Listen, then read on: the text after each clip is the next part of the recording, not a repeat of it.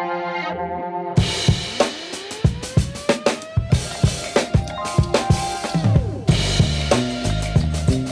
right, Eddie, welcome again to a new episode 9 of the Johnkew podcast, where we talk about what? Technology. Technology, that's it. That's all tech, all the time. And paddles, a little bit of paddles here too. But welcome, Eddie. Good to see you again. Yeah, man. We've been seeing a lot of each other over the past week. We've played 2 or 3 times already. Got a couple more this week. We do. Good? Bad? How do you feel about that? Couple more this week. We've got one right after this podcast, so we have a hard Let's knock it out. Time limit on this podcast. So you're not going to get to hear us talk for under 2 the hours gun this here. time. What's that? We're under the gun here today. Under the gun. How was your Easter? Do anything special? I think I was on the pickleball court. Good. We're not really Easter people, so okay. It was cool to hang out. Yeah. Our kids are getting a little too old for Easter, but I still have a 10-year-old, so we did do some Easter egg hunts, and they painted some Easter eggs. And oddly enough, the youngest one, Charlie, he is not a candy eater. He's never liked candy, but he loves fruit, so I just made a big fruit basket. And the other 2 are all they want to eat is candy. It couldn't be more different. So my son's 22 now.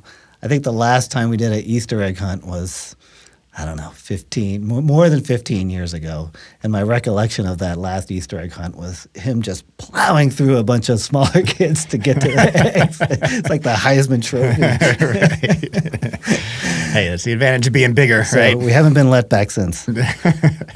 Did you get a chance to see some of the April Fool's jokes that the different companies posted on mostly Instagram?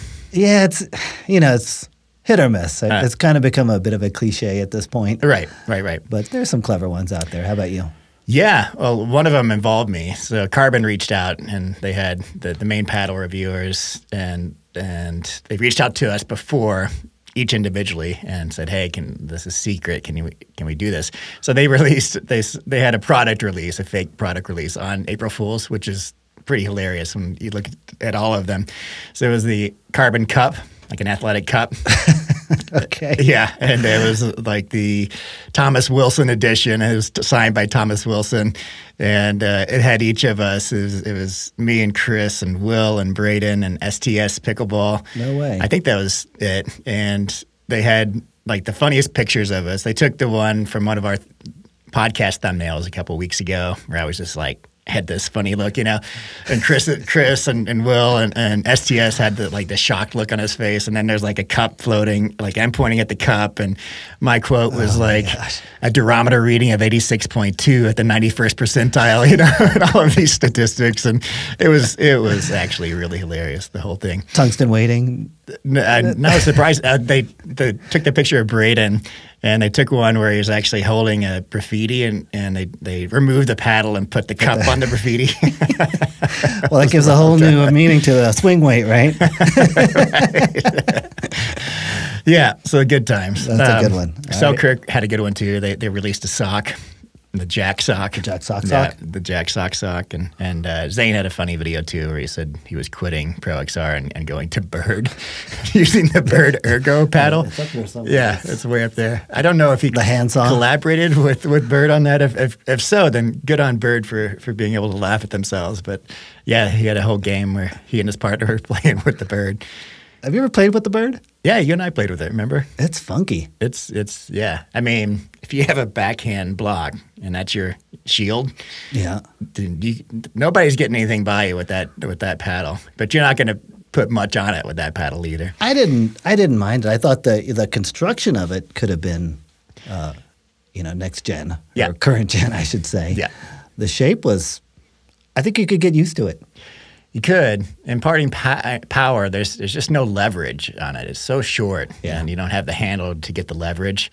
So I remember you were swinging like with all your might. It was just kind of it was maybe half the power you usually generate, And forget about two-ease, right? No two-ease. I was like holding my own hand on the two-ease.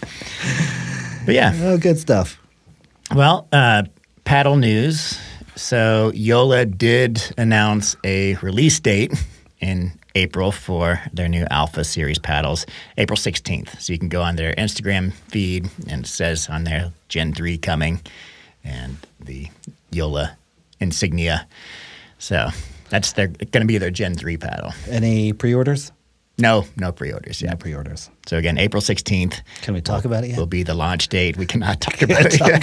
Damn it. I knew about the launch date, and all of us reviewers did, but we couldn't say anything until they released hold it. Hold our tongues. But yeah, and I did release the interview with the Joola pros while I was there. That was a great video, John. You did a nice job. Well, thanks. Like I told you earlier, I wasn't expecting much from it. I kind of threw it together last minute, and even after I recorded it, I was like, I don't know if there's anything salvageable from these videos. And then I got permission to publish something before the launch, as long as it didn't show the new paddles or talk about the technology. So I kind of clipped up some parts of the interviews where we didn't talk about the new paddles and clipped them all together. And I was like, this is kind of interesting maybe, and put it out there. And it's by far the best performing video I've had in the past couple of days. It's got a lot of views. So I know you had to like book time with each of the pros in 15-minute increments, something like that. If you had an hour or two to spend with any one, is there one you'd like to go back and just hang out with and ask more questions of? Yeah, I mean, they're all super cool, very open. But yeah, like I told you last time, like Collin Johns is a super cool guy. Like, just no ego. He's just really pleasant to talk to. And, kind of the opposite of his on-court persona. Yeah. I know you had to be in the zone, and he's in his zone. It just kind of makes him look grumpy, and in a foul mood while he's playing. But man, he's really intelligent, very open. Like I said, no ego. I didn't feel like he was, speaking down to me, and it felt very friendly. All the pros are very different in personality. Yeah, for sure. And that came through on your video. Yeah, I think so. I saw some comments saying, wow, really, now I'm a big fan of Collin Johns now. Anna Bright was also very open and fun to talk to. I mean, they all were. And none of them were like, the same questions again. God, how many times do I have to do this? Right, which I'm sure it grates on their nerves. Everybody. There's only so many questions you can ask a pickleball player. So, pepperoni or sausage. What? Pepperoni or sausage. Pepperoni or what kind of coffee? Right. I remember that one. That's right. That's right. Well, what a great honor for you, though. Yeah, it was a lot of fun, I'm sure. Very much. Yeah, I so appreciated it, and got kudos from people at Joola. I had them review it, make sure I wasn't violating the NDA, and they were very happy to see something released. I don't think this goes. This isn't really confidential information, but I feel like this Joola launch it's going to be up there with Gearbox of last year in terms of just size, scope, and impact. Maybe bigger. I mean, I think Joola is definitely a bigger company than Gearbox. Oh, yeah. Gearbox had more buzz, I would say, in the pickleball space, but maybe not anymore. And I don't know if it's the way they're handling it or just people are expecting a lot from Joola with this, but there's definitely a lot of buzz. Which exciting. Yeah. 3 weeks.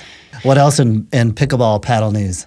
I guess we can touch briefly again on the major releases. So there are a ton of paddles being released in April. The big ones are obviously Joola. Engage is coming out with a new paddle, and since they've emailed some folks, so I think it's fair to talk about it. The new paddle in their lineup is called the Engage Pursuit Pro 1. Okay, good. Having a hard time keeping them all straight. But I did see a picture, I forget where, maybe Instagram, maybe Facebook, of a kind of a hybrid-looking curved top paddle. Is that the one we're talking about? Exactly. Okay. So all of Engage's paddles, I don't have any with me, but they have that really sharp rectangular shape, and now they have the kind of the arrow curve top. It's less curvy than a lot of paddles, probably even less curvy than the 6-0 Black Diamond series. But it's got the, a nice aesthetically pleasing curve. Looked really nice. Up top. Yeah, I do like that curve. Just for aesthetics, I don't know if it's going to have any performance differences, perks, drawbacks, whatever. Well, if it's got the core of the Pro model we played with last week, it's going to have some power. Here's the thing. It does not have that same core. Okay. So there are some differences besides the curved top. I don't know what the price point is going to be, but one of the differences will be the core and what they're advertising. So what the original Pro Series paddles had, they were calling it a black core, and they called it a control black core. So it was control oriented, right, for their advertisements. The new core is called the Mach Pro Polymer Core, and it's advertised as a power core. So unless they're thinking opposite of what reality is, if this is going to be actually a more powerful core than the black core, it's going to be insanely powerful. Nuts. So we'll see. They actually saw the shipping. They've shipped it to me, and it's arriving today, I think. So you and I will be hitting these paddles. Well, take soon. over the podcast, John. I'll go wait by the mailbox and give it a few hits. Right. So that's the second thing. So the shape is the main thing.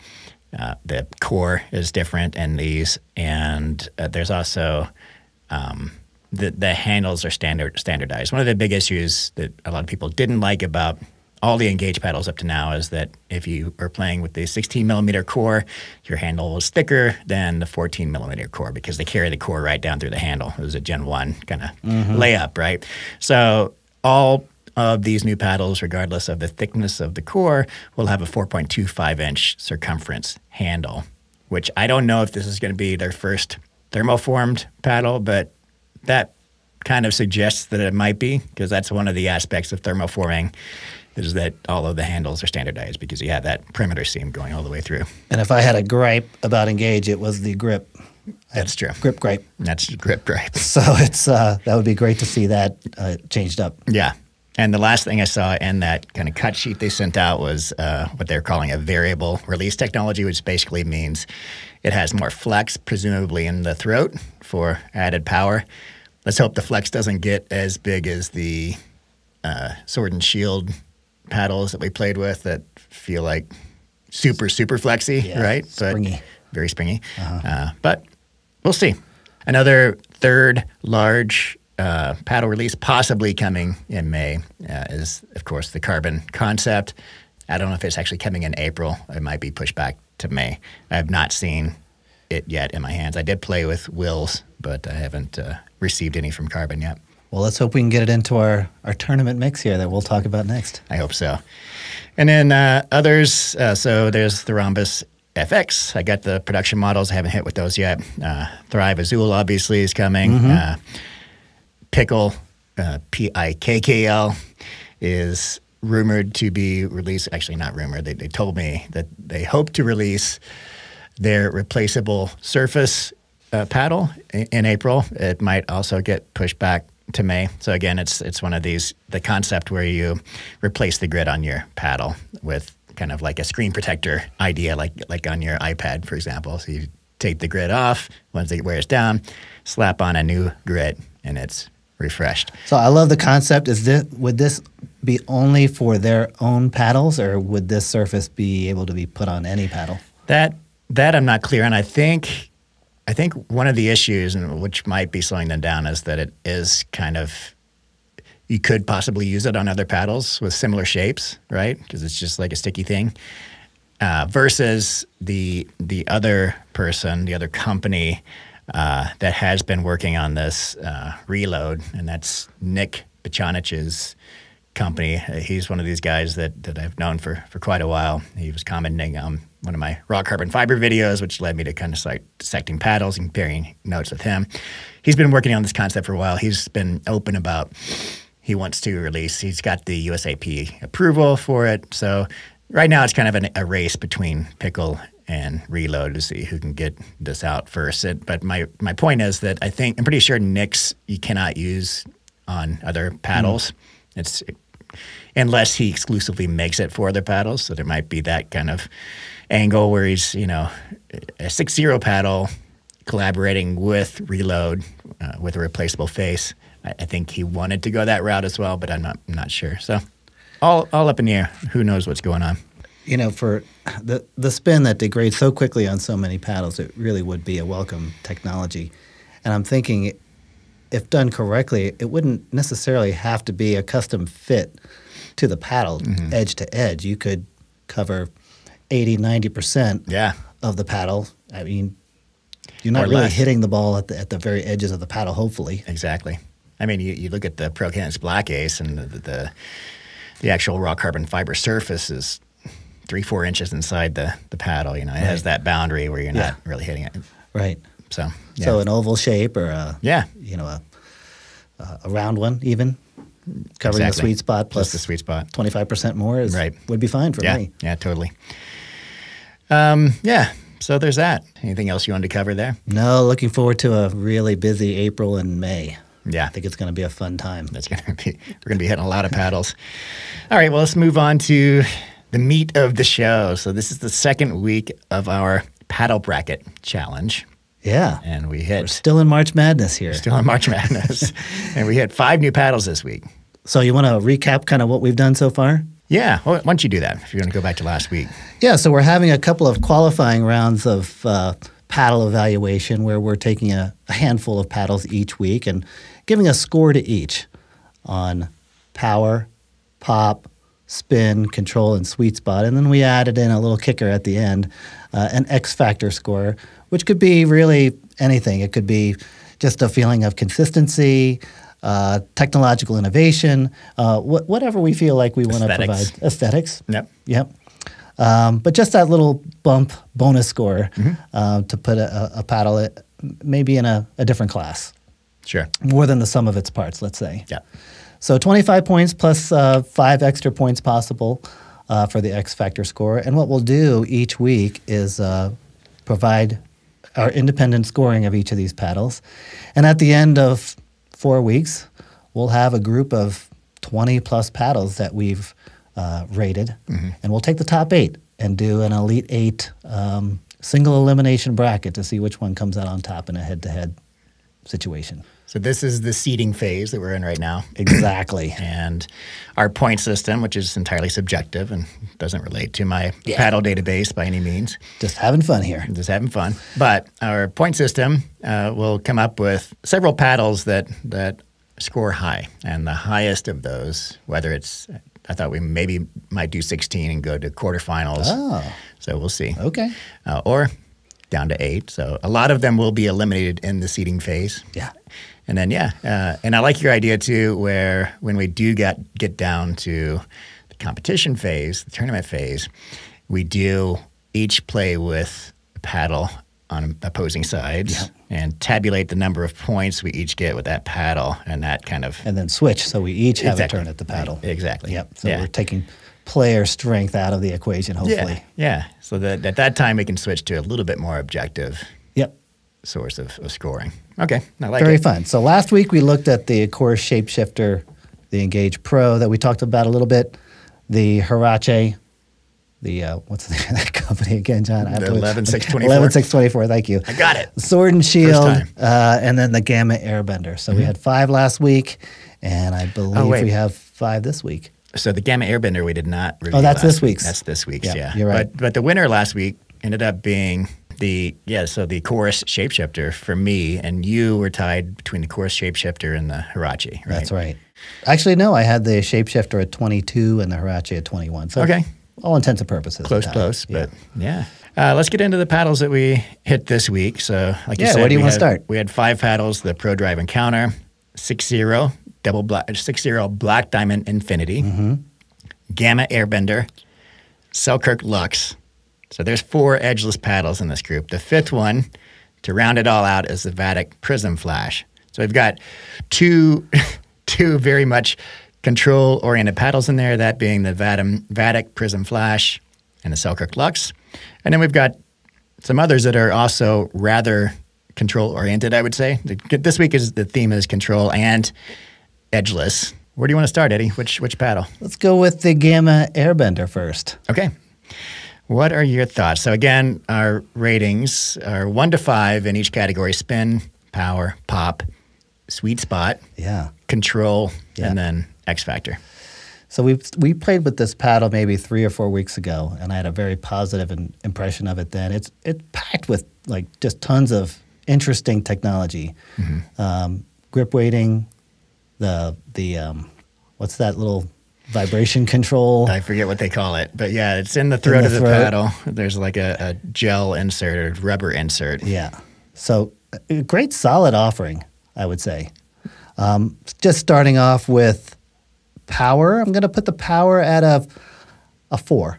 Interesting. That's exactly where I put it. I almost dropped it down to a 3. Same here. Yeah. I played with it over the course of several sessions, not just in one day, and I was wavering. I was on the fence back and forth between 3 and 4, but in the end, when you really wind up with it and do a full swing from the baseline or at the kitchen with an overhead, it can generate some decent power. Agree. above average paddle. Yeah, and I had the same thoughts. I was vacillating between a 3 and a 4. We're not doing half scores here. Let's just not. gets too much. But yeah, I'm with you there. How about pop? Pop for me, I feel like it's a really soft paddle. It feels pleasant to play with, definitely on the control side of things. And the pop is not there for me. It's also a little bit heavy in the hands, so it's not as maneuverable without that. I don't know how you could say that because your flick is just as quick with that paddle as any other. It's ridiculous. Right. It feels a little bit more sluggish with this paddle. So I gave the pop a score of 2 on the Airbender. Okay, I was down 1 from power, so I'm at 3, You're at 3 on pop. What did you feel? Was it also sluggish, more sluggish in your hands? Okay. Yeah, for sure. You can definitely feel some weight there that's slowing down the hands a bit. And then how about spin? Spin, I'm at 4. Okay. I gave it a 3. You know, it feels very smooth, which doesn't necessarily translate to less spin. But I noticed that I just wasn't quite shaping the balls as much as I could with some of the other paddles that we've played with. So, yeah, 3 for me. Sweet spot, though, I felt like it has a pretty large sweet spot. I'd say it's definitely above average. And I gave it a score of 4 for sweet spot. Okay. I'm a little bit down there. I'm at a 3. I thought it was pretty average for sweet spot. Given the size of his face, I was expecting kind of a monster sweet spot, and I just couldn't find it relative to what I was expecting. Sure. Let's put it that way. Another consideration here is that it is edgeless, and I came into it expecting it to have a small sweet spot because it's edgeless, so it did impress me in that regard. It's got a really cool, durable edge guard, too. Yeah, I mean, it's not technically an edge No, guard. not an edge guard, but treatment, let's say. Yeah, exactly. Let's actually look at that. Now, correct me if I'm wrong. Does this have the grip weighting system or any sort of... I thought it did for some reason. It does. Okay. Oh, no. Hold on. Sit tight, folks. So it does have the Okay, weighted caps in the base of the handle, and it's got, like you said, this rubber insert in the throat. And one thing to consider is that it does kind of look like it has an edge guard, but if you hit the edge on the ground, it will cause some damage, as you can see right there. You know, I was kind of running for a ball and skidded it a bit. So highly recommended to put edge tape over the edge if you do get a Airbender because you will damage the edge. But yeah, to me, for an edgeless paddle, the sweet spot felt pretty good. How about control? We haven't talked about that yet. Yeah, control. I enjoyed the control of this. I felt like I could reset. It's soft enough where I could reset balls when I wanted to. Third shot drops felt good. I gave the control a score of 4. And I'm right in the middle with a 3. Okay. X Factor, what'd you come with that? I gave it a couple of X Factor bonus points. I appreciate the use of technology. I think it's a very smart-looking paddle. You know, systemically, I think everything comes together pretty well to make a very playable paddle. How about you? I actually gave it a high X Factor. I gave it a 3, which was the highest of any this week because it does have some new adjustable weight technology, which I think most paddles coming out in the near future and down the road will probably utilize. I think it looks good. I appreciate that the Gamma is, you know, upping their game. You know, they may have been in a slump for the past few years in terms of the paddles they produce. So I like seeing new technology from an older company. I think the paddle looks good too. I think they kind of did a bunch of good things with this, so I gave it a good X Factor score. And for me, it's not just technology for the sake of saying you have new technology or something new. There is an impact to that technology. I felt the vertical stabilization increased by that grip weight. So for sure. It's something I think, like you said, we'll see a lot more of. Yeah. In total? For me, a total of 20 points for the Gamma Airbender. Dang, we are extremely close. I'm at 19. 19. Okay. Who would have figured we'd have such similar tastes, Eddie? We'll talk about pizza and coffee later. All right, let's go. Ethiopian or Sumatra. I'm not doing that. Folgers. Folgers, oh no. What's next on our list? Let's do the ProDrive Encounter. Sure. Man, that's a sleek paddle right there. It does look good. For edgeless paddles, the edge guard on this is a little torn up, but for edgeless paddles, they really knocked it out of the park in terms of getting this sleek design. It's hard to get a thermoformed paddle to look good without an edge guard, you know, and different people handle it differently. So they 60, the Black Diamond Infinity that we'll look at soon, has kind of a hand-painted edge for it. And this one, I don't know what they're doing, but it's on point. I mean, sleek is the word that comes to mind. Mm-hmm. Yeah. It's pretty sophisticated looking. Looks good. And just in general. But not with that purple edge tape. It's gray, right? Dark gray? But just... This is Braden's edge guard tape. So I'm sure the tape is fine. The color is not to my liking. But I'd say that each time I played with this, I was like, oh yeah, I do like this paddle. I enjoyed playing with this paddle each and every time I played with it, and slightly more each time I think I played with it. You must have been looking at my notes, because that's almost word for word what I had in there. Is like every time I pick this thing up, I feel more comfortable with it. I can extract more from it. Mm-hmm. I just appreciate it more every time. Yeah. So let's start with spin on this one. What'd you give the spin score? Spin, I'm at a 3. Okay. Nothing crazy. Yeah, it's pretty smooth. It feels pretty smooth. Right? It looks different. I looked at it under a microscope, and the peel ply is something that only ProDrive uses, as far as I can tell. I haven't looked at every paddle under a microscope, but I've looked at dozens and dozens, and it looks different than anything else. It doesn't quite look as... There's not as much of a basket weave design to it. It's just kind of coarse, and I don't know. The words aren't coming to me right now, but it doesn't quite look as sophisticated, I would say, as other peel ply designs. Doesn't mean it gets bad spin. I did spin test this, and I think it's up on my database. If not, it's in my notes. I did not look when I rated this, but I gave it a spin rating of 4. I think it's around the top tier, probably close to 2,000 in my book. But I agree.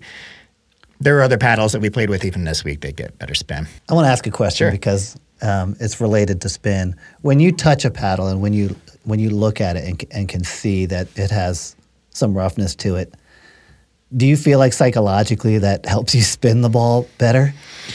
Yeah, I think there's certainly a psychological component to it when you can feel that grit, and everybody's kind of always touching their paddle in between points and that sort of thing.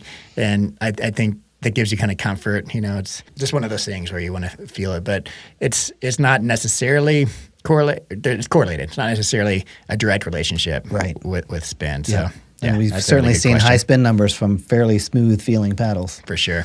Yeah. So spin. Good, not the best. Yep. So power. You were at 4 on spin, right? I was at 4 on spin. Okay. You were at 3.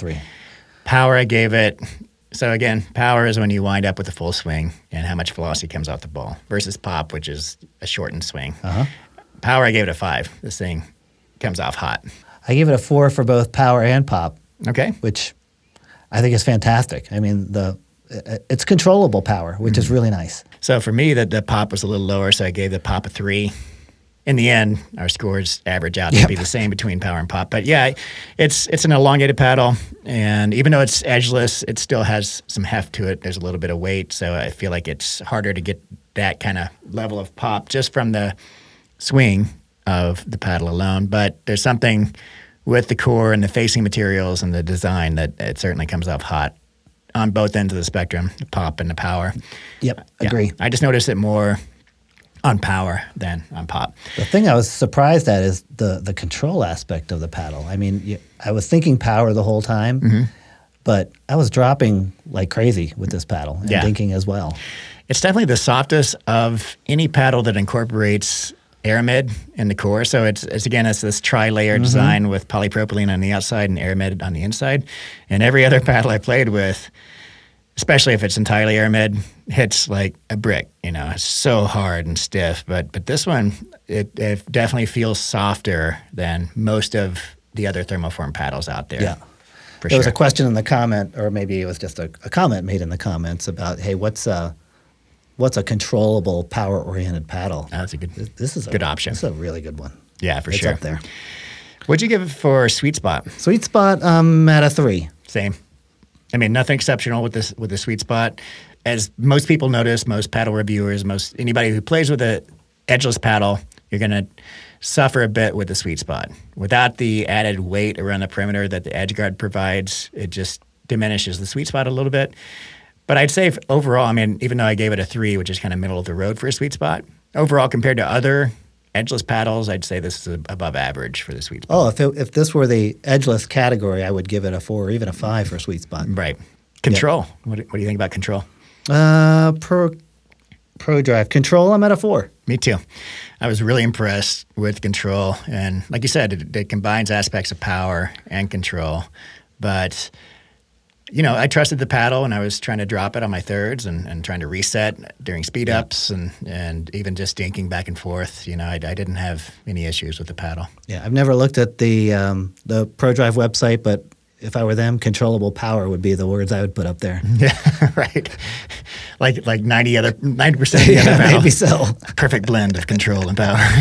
Right. Johnkew says. Right. But this one actually it would actually work for this one. I agree. Yeah. I agree. Any X Factor points? Yeah, I give it 2 X Factor points. Yeah, I just, I think it's unique in the sense that it does feel soft and it's controllable for a thermoformed paddle with aramid in the center. It looks great. It has an edgeless paddle. So yeah, I'm right there with you with 2 points.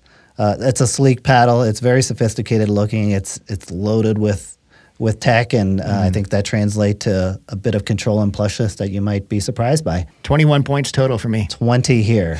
Okay. Why are we doing this? Just do it yourself. It's fine. All right, moving on.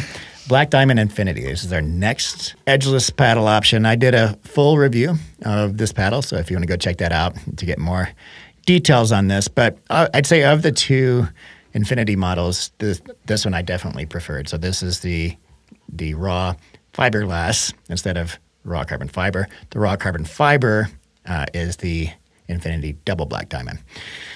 Both of these hit softer, way softer than their original Double Black Diamond and Black Diamond with the edge guards. It's the same shape, so this hybrid shape, curved top, slightly flared out edges. But yeah, overall, definitely skews toward the control side of the spectrum. The reason why I liked the Black Diamond Infinity is because it has the fiberglass and the surface layers. It provides a little bit more power and pop. So the Double Black Diamond Infinity is all control, very soft. There's not much offensive options with that paddle versus this one, which does have it. So, Eddie, what did you get for spin on the Infinity? For spin, I'm at a 4. Mm-hmm. There were a lot of things about this paddle that were a bit of a surprise for me. I'd not hit this paddle before this week, but was thinking it was going to be power-oriented. You hear fiberglass and you go right to power and pop. Mm-hmm. But the spin and control were both right up there for me. I have 4 on spin and 5 on control, which if you had asked me Monday what I was going to put on this paddle, it wouldn't be that. No, I gave the spin a 5. I can get really good spin with this. This is their newer peel ply design, coarser than their previous models. They had shifted early in their designs last year to a legacy style fine peel ply.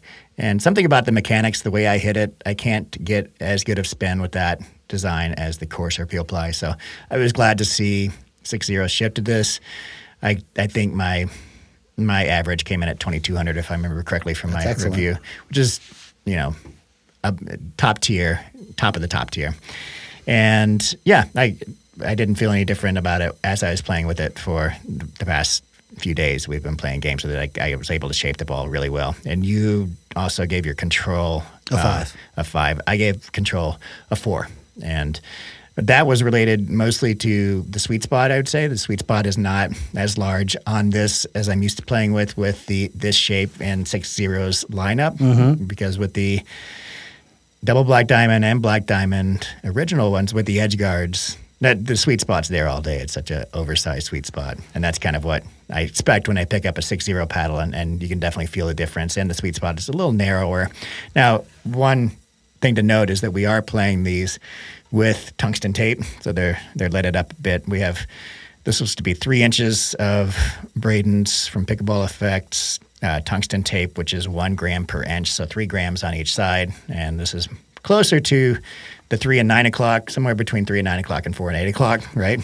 so a little bit lower on the face. It does broaden the sweet spot a bit, provides a bit more pop and power. So again, sweet spot on this, I gave it a 3. What'd you give it? Same, right up there with the ProDrive for the same reasons. Okay, yeah. How about pop and power? Pop and power, I have power at 4 and pop at 3. Exactly the same as me. Yeah, definitely a poppier paddle, especially for how soft it feels. Yeah, exactly. It's a contradiction because you don't get that combination very often. Most of the time, the poppy paddles, like you think the poppiest paddle on the market, the ProKennex Black Ace. Mm-hmm. That's such a stiff feeling face. It's a thin paddle. Most of the times, the thinner paddles get better pop.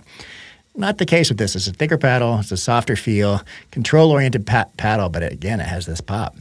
It does, and I like that the power is, you have to be intentional with it. You're not going to get power unless you want it, really. Yeah. Which is I think is a solid positive. And, the power I gave a 3, just like you did, and just swinging from the baseline, it does not feel like, really thin paddles that get no power. So you can generate some power with it. It's just not top-tier power. Right. So I think this is a pretty balanced paddle. For control, I gave it a 4. I think I already mentioned that. And then did you give any X Factor points? I gave it, how many points did I give it for X Factor? 2. Exactly the same with me.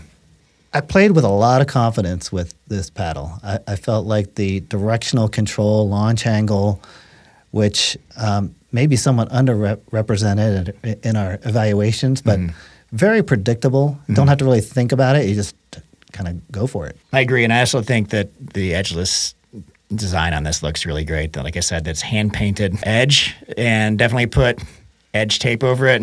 I'm using it without, but highly recommended because if you just drop it once, I've seen some pictures of the edge kind of crushing in places, and you wouldn't want to damage this good-looking paddle in that way. I didn't even notice, but I think I saw it on Discord. Some people were like, man, I love the design on this side of the face, but on this side of the face, like, what's up with just the enlarged? That doesn't bother me. 6-0. I think it's okay too, but I kind of see the point where it's just like, all right, yeah, this is kind of cooler than this. But to each their own. That's an aesthetic thing. Stop complaining, people. Tape it to your hand so you can only see one side. Total score for the 6-0, 21. 21 for me, too. That's a great score. Yeah, it's a good score. So we tied on the ProDrive Encounter and the 6-0 Black Diamond Infinity. Okay. Stop cheating, John. Yes. We already did the... Let's go Luxx. The Gamma. Let's go Luxx. So again, modified with tungsten tape. In this case, it's 2 inches on each side, so only 2 grams. That's a very minimal amount at 4 o'clock and 8 o'clock. I hadn't played with this. I did a end of year paddle roundup, and I included this in my best of 2023 control paddles, and I played with it for a couple of weeks. Then enjoyed it and kind of forgot, what I thought about it. Really, I knew that it was a good paddle, good control paddle, but picking it up again and playing with it, we just played yesterday with this. And I played with the first game, and I was like, you know what? It is a lot of fun to play with a control paddle. One that you can trust is not going to pop up the ball, What did you think about it? It makes control easy, that's for sure. It'd be nice to be able to put a ball away. But for drops and thirds and dinks, man, and resets. Yeah. And easy. Let's be clear, like we were playing men's doubles, so it wasn't mixed doubles where there's more of an advantage, I'd say, to have a control paddle. Like we were playing with 2 heavy power hitters. Oh, yeah. Like Chris and Esteban. Big guys. Yeah. And young. And yeah, I didn't do too bad with the Luxx. Like I was focusing on control. I was dropping my thirds. Maybe 1 in 10, I'd drive the third, drop the fifth.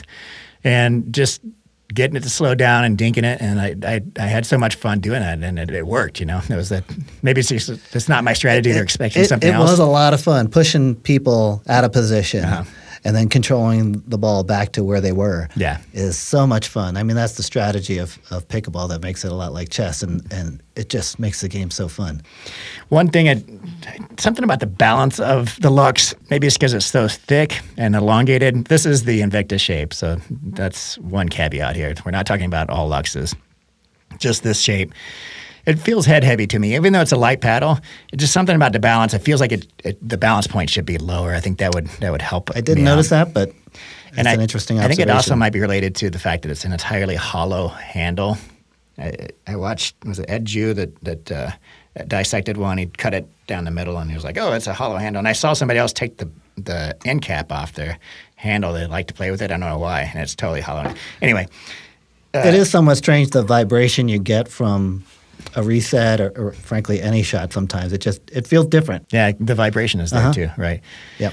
Anyway, so what did you give it for a spin? Spin, I'm at a 4. It's still a fairly new paddle. I don't know what these look like over time. But yeah, out of the box, solid. I did notice some degradation. So like I said, I played with it 2 weeks in December and picking up again.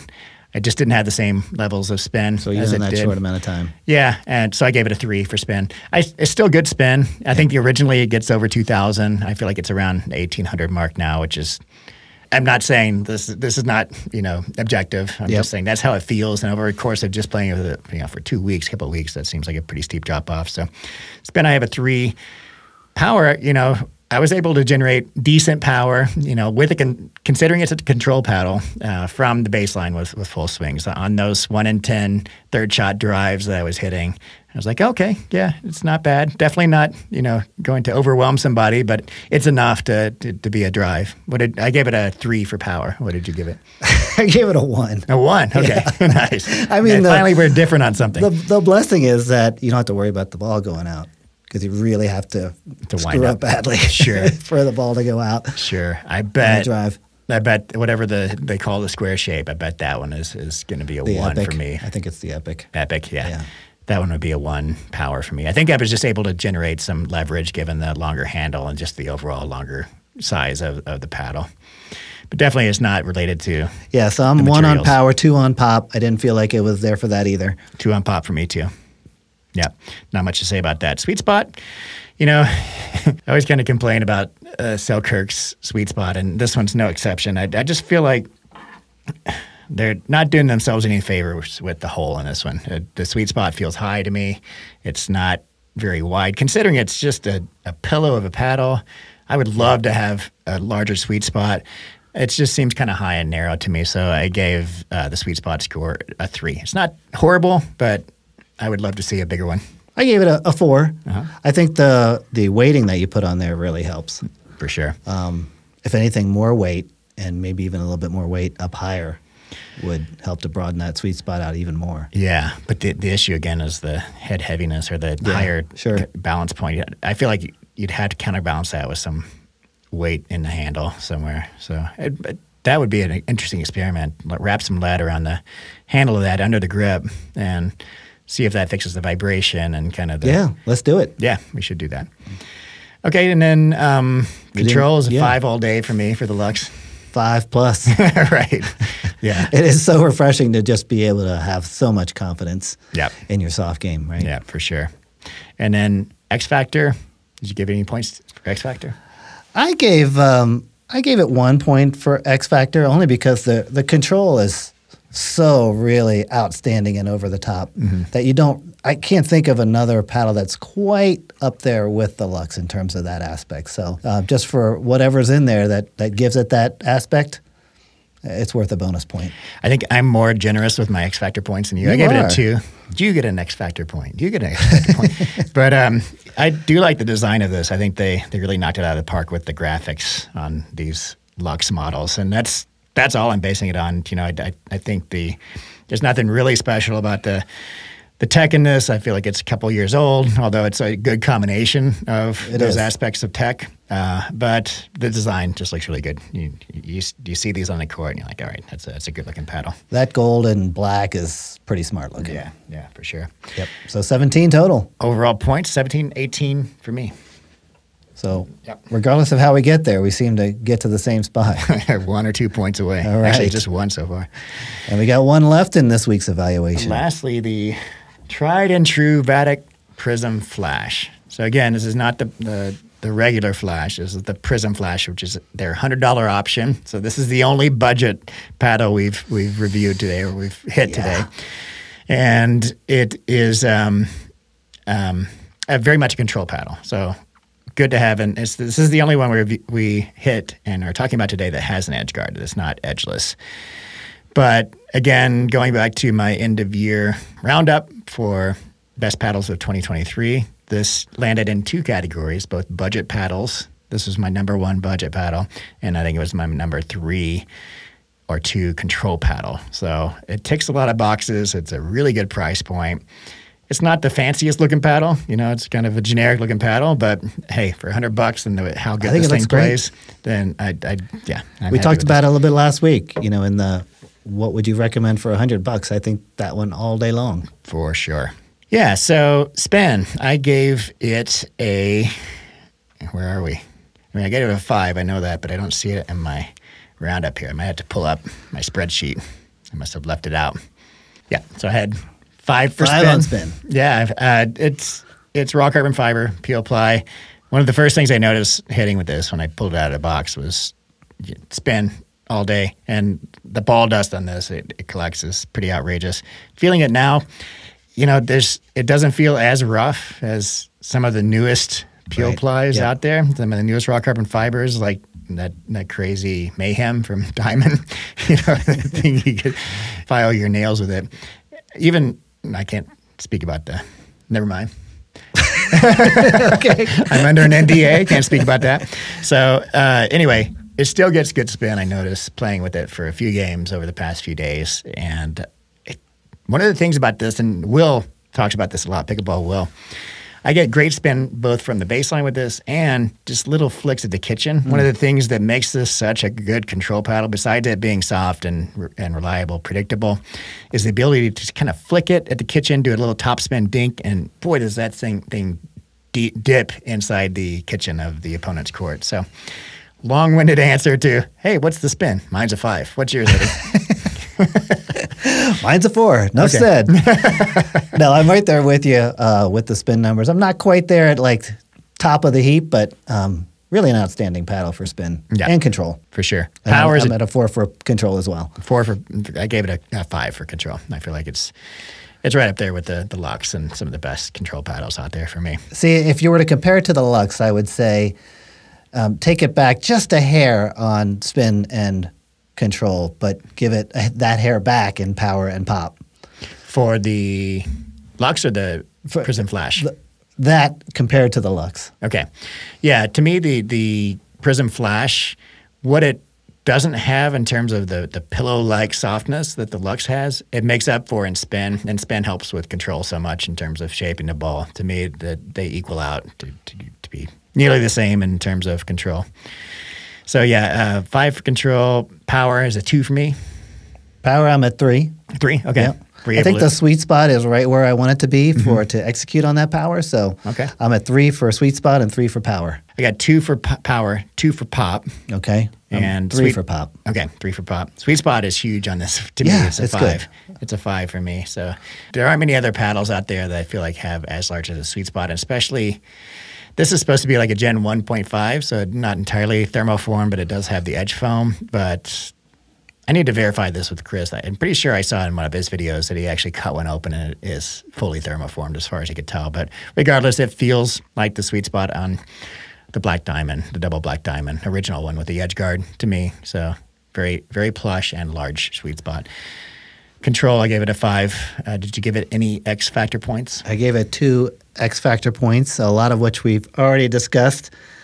For the money, you know, cost benefit analysis. Yeah. I think it's probably, I don't know of another paddle that can readily compete with it.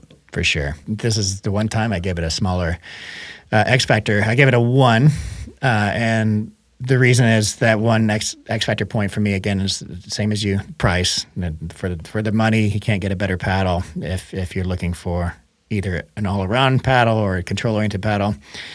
But yeah, I mean, it's a basic-looking paddle, black on black, and, you know, nothing fancy with the design, nothing, you know, hugely tech-forward, just a good, solid paddle. I mean, part of it is just an overall feeling of consistency. It does what you want a paddle to do.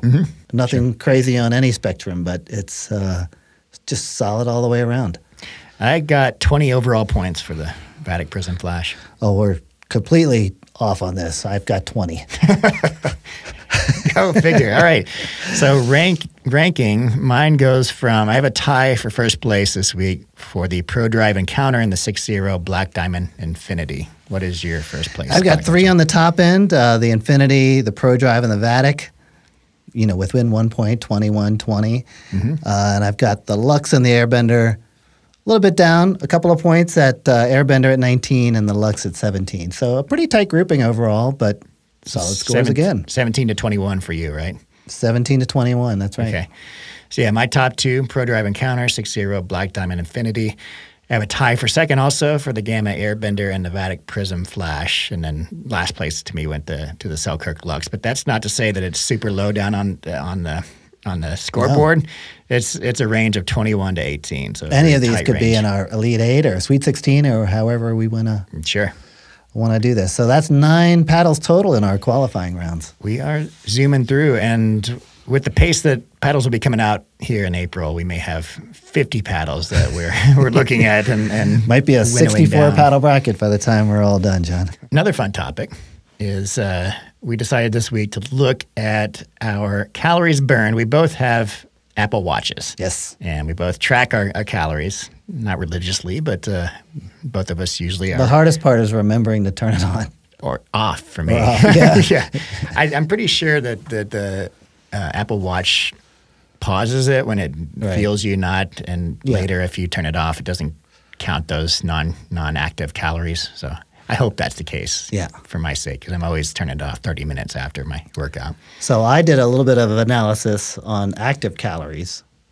Me too. And active calories I'm taking to mean the calories that are being burned above and beyond what you would burn at rest. Yeah, correct? Exactly. Right. That's your basal metabolic rate, and it does not factor those in, but it factors in the activity. Yeah. And I think everybody recognizes that a watch is not going to give you necessarily the resolution that you might get from being in a laboratory as far as calories burned. But it is what it is. Right. That's what we've got. So I looked at my last 10 rounds of pickleball, and they're all about, an hour and a half, 2 hours long. We normally shoot for 2 hours, right? But between warming up and got to go pick up the kids and that kind of stuff, it varies. Right. But about 2 hours. So I looked at 10, and my average active calories was 880 for that amount of time. For an hour and a half? No, for the average of 124 minutes. Okay. So if you were to look at that by hour, it ends up being 427. Okay. I did the same thing. So I don't have as large of sample size as you. I took my last 7 workouts, and I had to eliminate a few of those because sometimes I'll go out and drill in my garage, and I'll turn on my activity meter, and it's for like 30 minutes, and it's mostly thinking, so it would throw off my calculations. So I threw those out. But any kind of games I was playing with you or the people that went over an hour, they always do, I included those. So I had a count of 7, and of those 7, my average calories burned in 1 hour, it was 657. So that's significantly higher than mine. What do you weigh? I weigh about 145 pounds. And I'm 180. So I think the difference in weight alone is going to explain the difference in the calorie burn, right? So I think we both have a pretty high metabolism. Yep. Both of us are constantly eating. That's true. Yeah, so almost 40 pounds above you. So yeah, I think that explains that difference. Yeah, and so my 427 is a mix of kind of us playing singles and doubles. So, and that I'm sure accounts for some of the the variability in my results. Right. For sure. Yeah, I noticed on our singles day I'm burning a lot more calories. It's crazy. Yeah, than our doubles days. And occasionally I'll go with my wife to Bob Burger, and it's mostly, it's rec play, but mostly with older people and what's Bob Burger? You're sitting a lot. Bob Burger Rec Center is the one here in Lafayette. Yeah. Okay. And it's round robin, but you're sitting. I thought you were playing pickleball at a restaurant or something. But you're sitting for a lot of time, and you're playing not the same style we play. Right. And it's just like night and day, the calories burned. Anyway, I compared mine to my 2. I noticed you had a lot of other activities. I have 2 main activities outside of pickleball that I'm tracking, and that is walking the dog and strength training. So 657 calories per hour for pickleball with me, 256 calories per hour for walking, which that makes a lot of sense. You're not really breaking a sweat when you're walking. Yep. And my walking number is at 234. Okay, so we're pretty really close. Really similar there. Strength training, this surprised me. So I track my strength training, and I'm not going to the gym and doing like bicep curls. I'm doing multi joint workouts with squats and deadlifts and mostly leg days. I'm really focusing on my legs these days to maintain my strength there. I only burn on average 491 calories on strength training versus 657 per hour for pickleball. So I'm burning more playing pickleball, which I know there's more activity. There's resting between sets, but man, it just feels like the workouts I'm doing are so much more taxing than playing pickleball. I was really surprised to see that difference. Because it's so boring. You don't even know you're exercising when you're playing pickleball. I do a lot of answering emails and responding to texts while I'm working out, so maybe that's it. That is interesting. You have a lot of activities, though. I saw your rowing is pretty far up there in terms of the calories burned. Yeah, rowing is something that I got into last year during the winter when I wasn't playing pickleball. I wanted something indoors that would work the whole body. And it is a whole body workout. I mean, it's quads, back, core, everything. Mm-hmm. And I'm at 572 per hour there. So about 150 calories more than pickleball. That makes sense. I mean, rowing is tough. That you're burning your legs, your arms, your back, and all kinds of muscles for that. And you're not going to be doing rowing for 2 hours straight. Or you're going to be. No, I have done it for an hour straight, and that is a test. What did you burn? 2,000 plus calories? I should look up that number. It would be interesting. It was significant, I'm sure. Yeah, that's huge. And then stair stepping is right up there. The stair step machine at the club, and that's at 534 per hour. But it's, talk about that burn. Yeah, those things are a hamster in a wheel. That is, and then lower on the spectrum is elliptical training, which is 442 for me, and then hiking down at about 250. Okay, so hiking's a little bit higher than walking up, and that makes sense. But pickleball is kind of like right in the middle of all of those. That's interesting. Yeah, you have a good, nice wide range of activities to kind of compare it to. So, I think most people are thinking, pickleball, you're not burning very many calories. And of course, it depends on your style of play. Right. Like I said, when I go to play rec with some older folks, I'm not burning nearly as much calories as I am playing with you and other more competitive folks. So style of play is something to consider there. Singles, doubles is something to consider for sure. But overall, it burned a lot more calories than I was expecting within my wheelhouse, especially comparing that to strength training.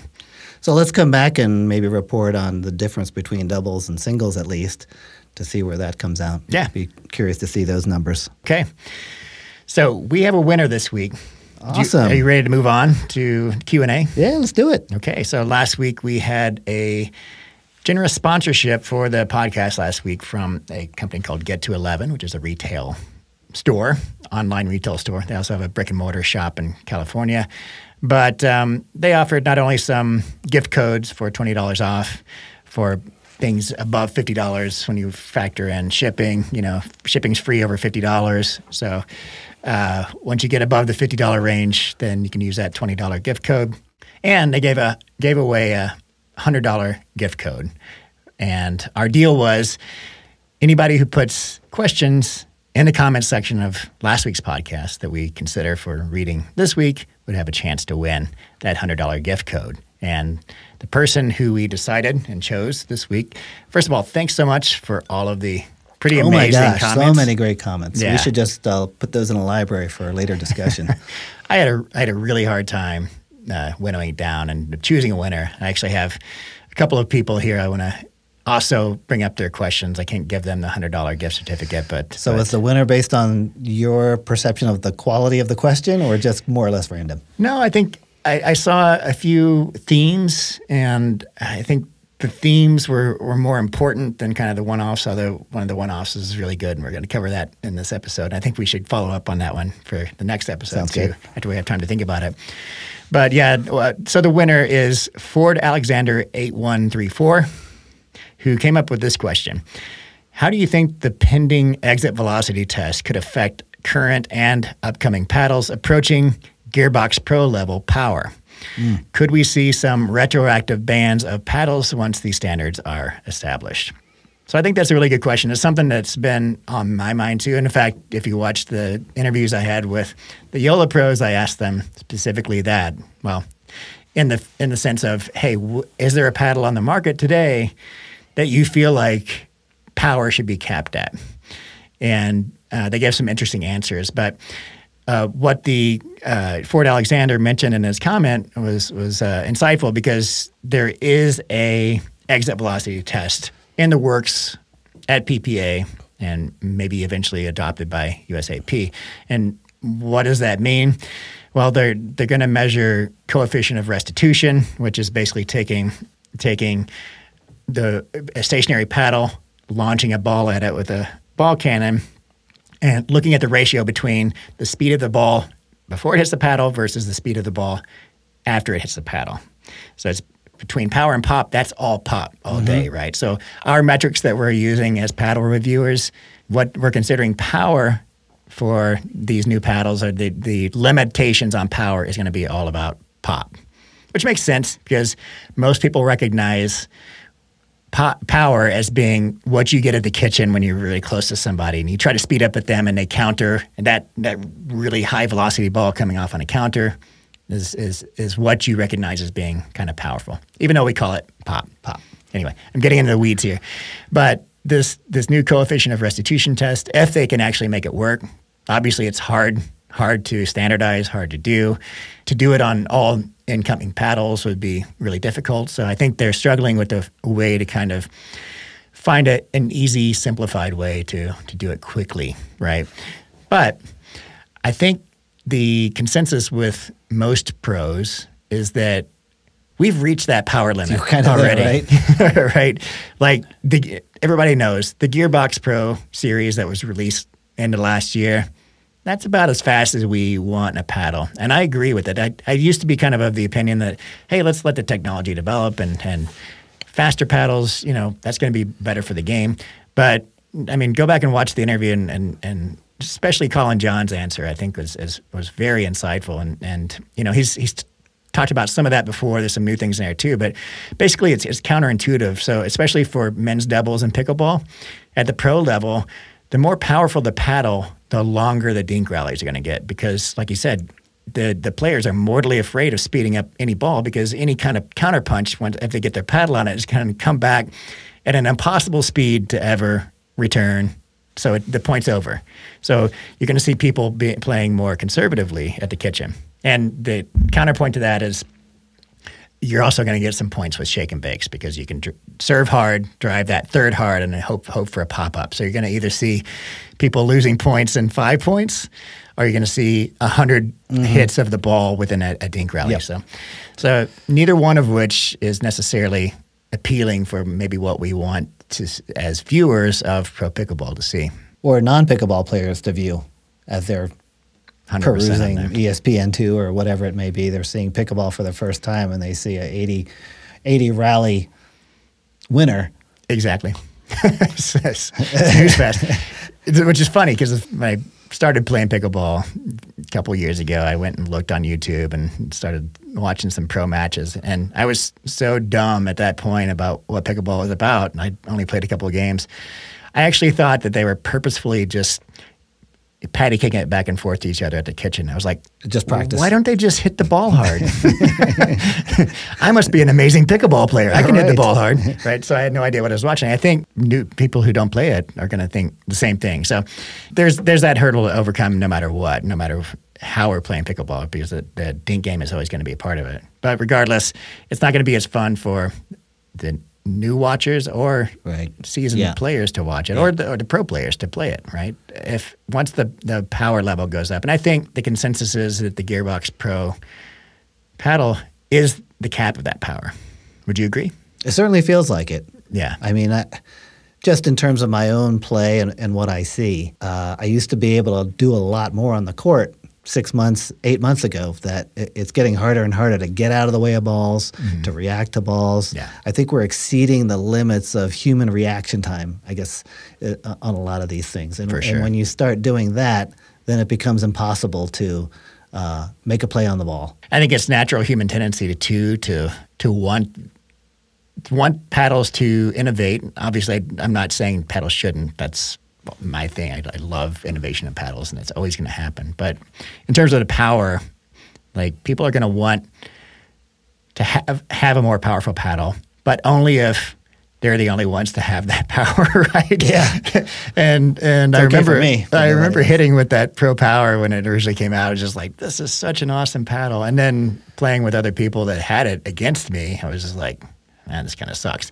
So, that's of course a selfish kind of perspective, but I think everybody kind of feels that at their core. And once these paddles, and there will be new releases that will match the gearbox eventually, right? And in terms of power and pop. So again, we're talking not just full swing power, but also the liveliness of the ball coming off with punch volleys and shorter swings. The gearbox has both of those in spades. So I think that's kind of going to be where it's capped. That's my prediction. Another good part of his question was, will they retroactively ban any paddles? So if we take the gearbox, for example, what do you think, Eddie? Once they come up with the coefficient of restitution limit, do you think they go back and they're like, gearbox, you're out of here, buddy? That is a tough call to make. I wouldn't want to be in that area of adjudication or enforcement or anything like that, because let's be honest, gearbox isn't the only one that's there. I mean, this next round of paddles, who knows what it will bring in terms of power. My guessing, they've got gearbox in their sights, right? So that's a huge impact. Yeah, I don't see them coming up with the limit before end of 2024 at the soonest. And by then, I think you're right. I think with all the innovation going on and all the new releases, some are going to be hot on the heels or even at the level of gearbox. Who knows, maybe even more powerful. There's a lot of similarities between pickleball and golf in terms of equipment and innovation. And we've seen this COR come into play in golf for a long time. But before that, the only solution was to make golf courses longer. And when you're looking at real estate and things like that, that's a tough adjustment to make. And then you start looking at balls and ball softness to basically counteract the impact of club COR. So, short of what you're talking about, we may see other adaptations. Foam balls. We can have Nerf balls for pickleballs. There's already soft balls out there. We may see a COR on balls as well. Who knows? That's a great question, though.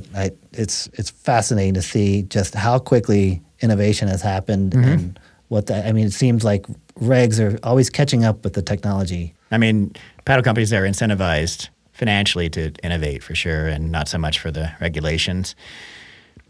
Who knows? Maybe they will never get to the point where they're able to, do the coefficient of restitution test in a feasible manner for all the paddles that are out there. There were over 1,000 new paddles released last year. That is crazy. And we're on pace to exceed that this year. So doing that test on all these paddles seems like a huge hurdle, but we'll see. We'll see. Well, for today, Ford Alexander is our $100 gift card winner. Congratulations. Absolutely. So do reach out to me in reply to your comment that you made. Actually, here's a better method. Look me up on Instagram, Johnkew Pickleball on Instagram. DM you. DM me there. Send me your personal information, and I will reply. We cannot get rid of the middle camera curse. Okay, so I wanted to give props to a couple other people who posed some insightful questions. So T.E. Rogan 227. I've noticed him in the comment sections a lot. He's always posting some good comments. He writes, do you each feel you have more fast twitch muscles, slow twitch, or a good combination of both? And how do you feel that affects your pickleball paddle reviews? That's at really all? interesting. So I'd expand that to say, how do you feel it affects your pickleball play style and our paddle reviews? Yeah. You want to start with that one? Well, I reached out to you before the podcast and asked if you had done 23andMe, and I was really hoping you did, which I have, because they actually give you your muscle fiber composition based on your genetics. So I know mine, but I'll save that. So let's hear yours first. Well, I'm not a geneticist, nor am I a biologist, but I feel like I do have more fast twitch. I don't know if it's more than average or what, but I feel like I'm okay in that regard. Uh-huh. And I point to, I used to run track in middle school and high school. Mm-hmm. And back then they used to have a 50-yard dash. Uh-huh. and I could smoke it in the 50-yard dash. At 60 yards, I was falling behind quickly, and at 100, I was somewhere in the middle of the pack. I could get out of the blocks like nobody's business. 100%, you're all fast twitch muscle, Eddie. Like watching your leaping abilities on the court. Yeah, there's like you have both long Achilles tendons and fast twitch muscle fibers. You could probably dunk a basketball. There was a day, not anymore, but there was a time. Really? That's insane. Because, I'm consistently surprised when somebody tries to lob you or you just poach a ball and you're like, you're above where I can jump. It's like, Eddie, flying Eddie. And it's hard to say whether that's anticipation, some of it, or if it's the fast twitch. But I do feel like that is a strength. I'm going to look up 23andMe and pull up.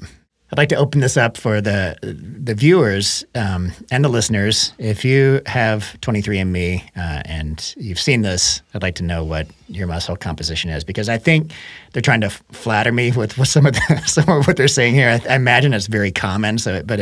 You look at this and you're like, oh, I must be this one off. We lost that one, yeah. Holy cow. But anyway, so mine is fast twitch. It said like power athlete, the people that compete in strength activities have this certain genetic trait. So I'm mostly fast twitch, which I guess is not too surprising because, I'm better off the blocks too than endurance. But I feel like my cardio has been pretty good. I used to do a lot of hiking for my job, and I was able to do that for long periods of time.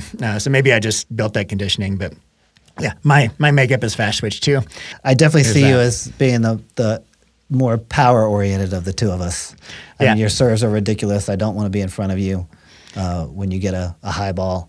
Well, you've got the big serves too. But yeah, I mean, I think a lot of the difference between our play styles can just be explained by our size, just the difference in our builds, right? But I think we're both fast twitch dominant. I think that's a good question. And in terms of what our reviews would look like, so for me, I think going back to a couple of podcasts ago, and we were talking about, okay, what kind of paddle reviewer should you be looking at? Should you be considering the style of play that a paddle reviewer has and whether or not it's similar to yours to take their suggestions as kind of that's really interesting being something you can relate to. I think that there's part of that's true. Part of it is kind of objective, and I think you can listen to most of the top paddle reviewers and get good information. But yeah, I mean, I think earlier in my learning of pickleball, I favored my strengths, which were more power related.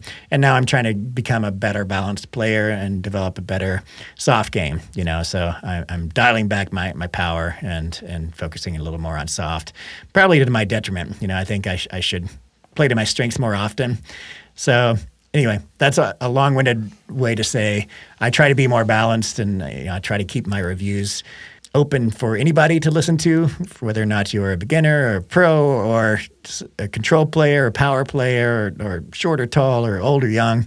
But yeah, there's definitely a set of traits that I have that influence my perception of paddles, and that's being I'm a 6'1" player, not hugely tall, but on the taller side, and I kind of favor the power side of the things. Yeah. How about you, Eddie? Well, I'd be curious to hear from folks who, whether it's from their own self-reflection, feel like they're more on the slow twitch side of things.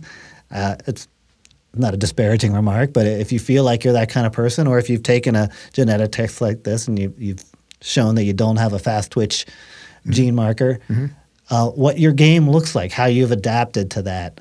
Are you more of a long strokes person? My game is mine because I rely on quickness, and that's probably my number one thing. But I'm curious to see what other people's adaptations look like. Good answer. And I think, like we said, please do comment if you have taken the 23andMe test or you have some other means to know what your muscle fiber composition looks like. And yeah, how does it affect your play style? I would imagine, that it does sound kind of disparaging to say slow twitch muscle fiber dominant, but it, all elite marathon runners are slow twitch. All elite, I'd say anything over 800 meters running wise is slow twitch, right?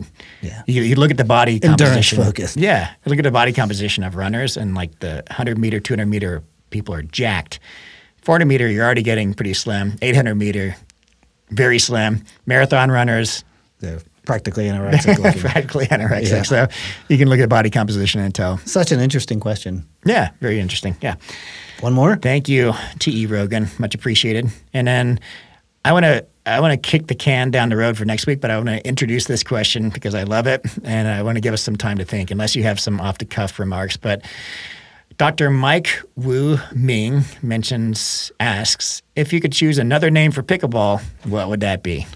Yeah, I love that question because I think it's something we are all constantly like, why is our sport called pickleball?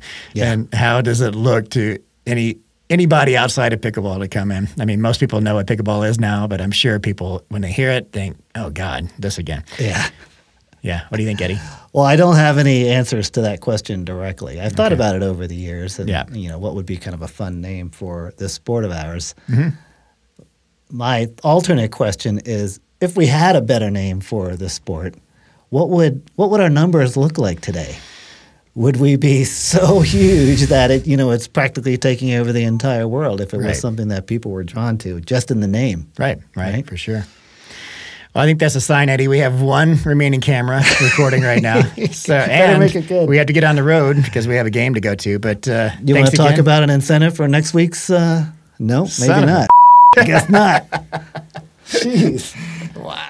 All right. So that was a fiasco. All of our cameras died at the end of our podcast. But I wanted to say one last thing to wrap up, and that is that we're also having a giveaway for next week. So leave questions in the comments, and the person that we choose out of those questions to answer next week in the podcast will win 2 items. So firstly, we have a backpack from Chorus Pickleball. So the same folks that make the shapeshifter paddle that we've been talking about. It's a smallish backpack, fits a couple of paddles, good for on the go. Got a little hook here for the fence. And Chorus also makes some safety glasses. So the winner will also get this pair of safety glasses. You can see they are clear inside, but they darken up outside. So they're photochromic, like the transition lenses. So leave your questions down below, and we will see you next week.